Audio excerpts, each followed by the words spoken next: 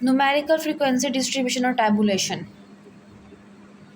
इसमें क्या होगा, आपके पास एक डाटा सेट होगा जो कि थोड़ी सी लार्ज क्वांटिटी में होगा, ठीक है।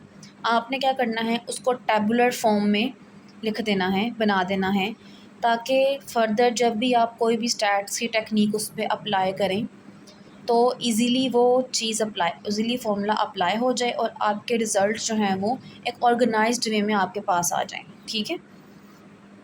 ये सारी की सारी थियरी है इसकी। डिस्क्रीट डेटा क्या होता है, कंटिन्यूस क्या होता है, ये सब वाले कॉन्सेप्ट आपको पता है, ठीक है। अब आ जाते हैं हम यहाँ नीचे इस पे। फॉर एग्ज़ाम्पल आपके पास 40 स्टूडेंट्स हैं, ठीक है। 40 स्टूडेंट्स का जो वेट है वो मेजर कर लिया आपने इन केजीज़, ठीक है। और डाटा यहाँ से स्टार्ट हो रहा है आपका, यहाँ से लेके यहाँ तक, ठीक है। ये डाटा है 40 स्टूडेंट्स के वेट का केजी में, ठीक है। पहला स्टेप आपने क्या करना होता है, फ्रीक्वेंसी डिस्ट्रीब्यूशन बनाने में आप अपने डाटा को असेंडिंग ऑर्डर में अरेंज करें। डाटा को हम अरे भी कहते हैं, अरे सेट, डाटा सेट, इस तरह की वर्ड हम यूज़ करते हैं डाटा सेट को एक्सप्लेन करने के लिए, मतलब कि उसको बताने के लिए। आपने क्या किया, डाटा को सबसे पहले अरेंज किया इन असेंडिंग ऑर्डर। सारा डाटा सेट अरेंज हो गया from minimum value to the maximum value, ठीक है।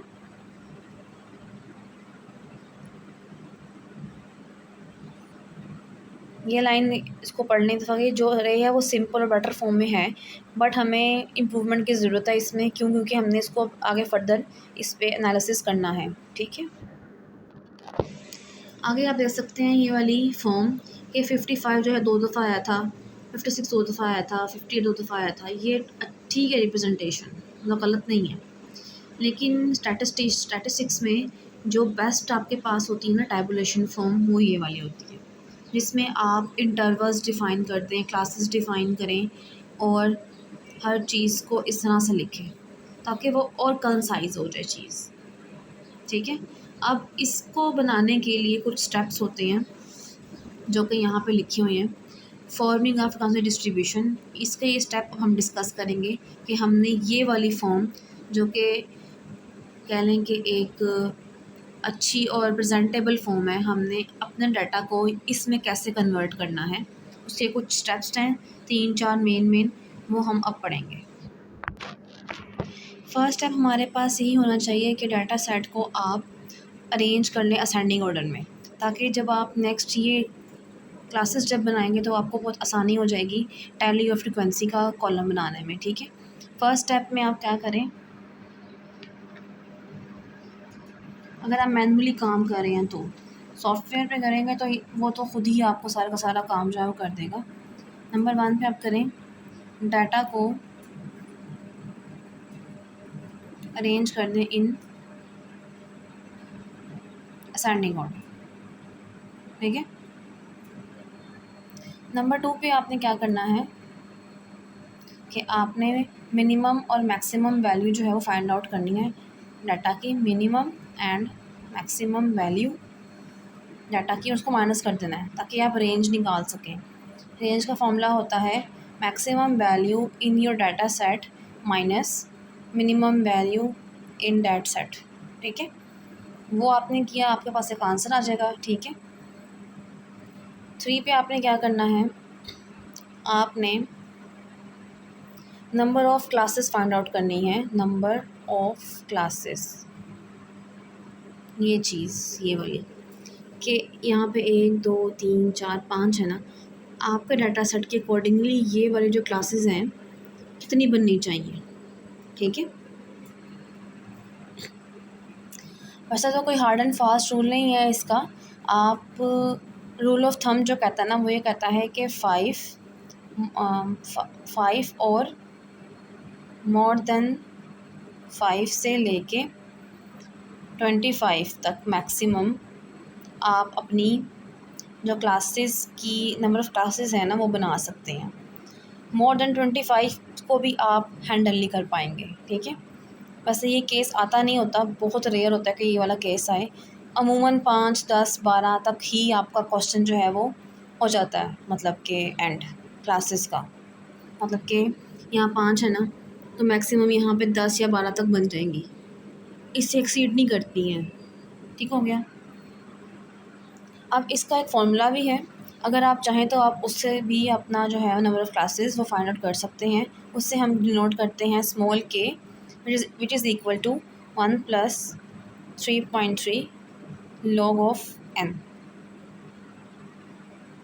ठीक, ये हो गया आपके पास तीसरा स्टेप। चौथा स्टेप में आपने क्या करना है, आपने क्लास इंटरवल मतलब कि आपने वृत्त निकालनी है। वृत्त का मतलब होता है इन दोनों के दरमियान में डिफरेंस। ठीक है, कितना होना चाहिए, आपकी जो अपर क्लास है और आपकी जो लोअर क्लास है वो कितना किस किस नंबर पे आनी चाहिए। ये से हम कहते हैं क्लासेस, ये फर्स्ट क्लास है, ये second class, third, fourth, fifth class. ठीक है, जो यहाँ पे नंबर लिखा होता है इसे हम कहते हैं लोअर क्लास लिमिट या लोअर क्लास, इसे हम कहते हैं अपर क्लास लिमिट या अपर क्लास। ठीक है, नेक्स्ट आ जाओ सेकंड वाली इसमें सेकंड वाली में ये लोअर है और ये अपर है। अब दोनों लोअर के दरमियान में कितना फ़ासला होना चाहिए वो आपने फाइंड आउट करना होता है एज से, क्लास इंटरवल से। ठीक है, उसे हम डिनोट करते हैं एज से। एज का फॉर्मूला हमारे पास है h is equals to range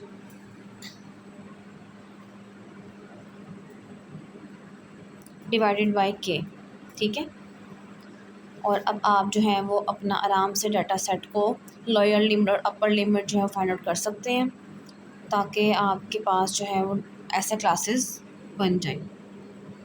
ठीक हो गया।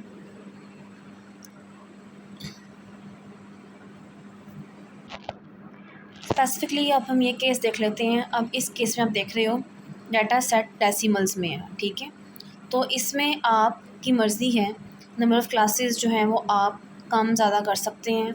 अपनी जो इंटरवल है वो भी आप खुद डिफ़ाइन कर सकते हैं, क्योंकि डेसिमल वाला डाटा सेट को हैंडल करना बड़ा मुश्किल काम हो जाता है। इसीलिए क्या उसने किया, उसने डाटा सेट में मैंने निकाली आपकी स्मॉलेस्ट वैल्यू, निकाली हाईएस्ट वैल्यू, दोनों को माइनस किया रेंज निकालने के लिए। अब उसने जब ये फॉर्मूला लगाया तो यहाँ पे आया, इस फॉर्मूले में जो n है ना वो आपका सैम्पल साइज़ है, आपने इससे कंफ्यूज नहीं होना। उसने कैपिटल N लिखा हुआ है और ये स्टैंडर्ड हमारे पास फार्मूला है। ठीक है, ये अप्रूव्ड फार्मूला है, इसको हम चेंज नहीं कर सकते फ़िलहाल। ठीक है, तो ये जो कैपिटल N यहाँ लिखा है ये सैम्पल साइज़ है। कंफ्यूज नहीं होना कि स्मॉल n क्यों नहीं लिखा हुआ, इंडिकेशन यहाँ पे यही है, ये सैम्पल साइज़ है। ठीक है, इसको जब सॉल्व करते हैं ना तो आंसर 11 नहीं आता। ठीक है, मैं बताती हूँ उसने 11 जो है वो क्यों लिया है। ठीक है, आगे वो उसने निकाली है आपके पास क्लासेस की, जो आपके पास इंटरवल होता है क्लास इंटरवल वो निकाला है, वो है रेंज डिवाइड बाय के। रेंज निकाली ये और निकाला आगे उसने के को मतलब डिवाइड कर दिया, तो आंसर है 0.9। ठीक है, अब 0.92 को इसके अंदर इम्प्लीमेंट करना बड़ा मुश्किल काम है। ठीक है, उसने क्या किया, अपने कन्वीनियंस के लिए हाइट 1 ले ली। ठीक है, और हाइट 1 लेने की वजह से जो इसका आंसर 7 पॉइंट समथिंग बन रहा था ना, या 6 पॉइंट समथिंग बन रहा था, अब वो नहीं रहेगा। ठीक है, चूँकि आपने अपनी मर्ज़ी की हाइट डिफ़ाइन कर दी है, तो अब जो क्लासेस बनेंगी जितनी बनेंगी आप उसी को एक्सेप्ट करेंगे। ठीक है, कैसे, देखो मिनिमम वैल्यू हमारे पास क्या है 3.9। ठीक है, अब उसने क्या किया,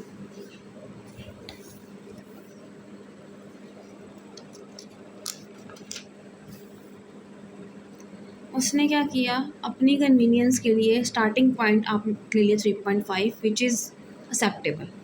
3.9 से स्टार्ट करता आगे आती यहाँ पे 4.9 एंड समथिंग एंड और अप टू सो ऑन। तो ये बड़ा था एक मुश्किल स्टेप। ठीक है, अपनी कन्वीनियंस के लिए आप स्टार्टिंग पॉइंट खुद से भी डिफ़ाइन कर सकते हैं, बट वो उसके इर्द गिर्द होना चाहिए। ठीक है, 3.9 बड़ा मुश्किल काम हो जाएगा, इसलिए उसने आसानी के लिए 3.5 लिया। ठीक है, ताकि 1 जब प्लस करते जाएँ यहाँ पे 3.5 फिर 4.5 फिर 5.5 6 अप टू ऑन 13.5। ठीक है, यहाँ पे क्या करना है आपने, यहाँ पे आपने इससे एक पॉइंट कम मतलब कि 0.1 कम वाली वैल्यू यहाँ लिखनी है। इसका ओवरलैपिंग नहीं होना चाहिए। क्लासेस जब बनाते हैं तब आपने फर्स्ट वाली की अपर और अगली की लोअर को ओवरलैप नहीं करना होता। ये काम हम करते हैं क्लास बाउंड्रीज़ में, ठीक है। अब आपने क्या किया, एक पॉइंट कम वाली वैल्यू यहाँ लिख ली, 4.4 लिखा, और वही 1 वाली यहाँ पे ऐड कर दी चीज़ें, मतलब वो 1 वाला जो हमारे पास डिजिट आया था वो अपने आप भी ऐड कर दिया। तो यहाँ से लोअर बन गई, यहाँ से अपर बन गई, ठीक है।